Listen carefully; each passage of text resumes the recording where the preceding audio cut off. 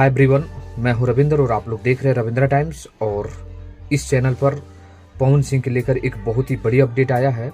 क्या गजब का मोशन पोस्टर आया है।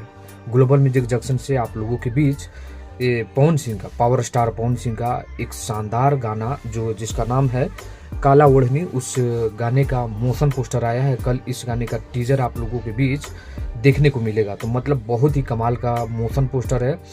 हेलीकॉप्टर आप लोग देख सकते हैं पीछे, और मतलब शानदार, जबरदस्त।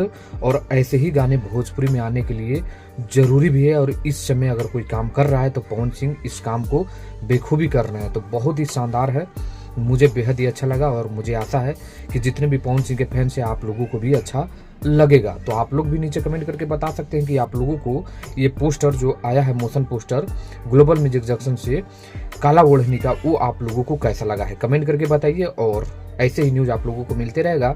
मैं हूं रविंद्र और आप लोग देख रहे थे रविंद्र टाइम्स। धन्यवाद दोस्तों।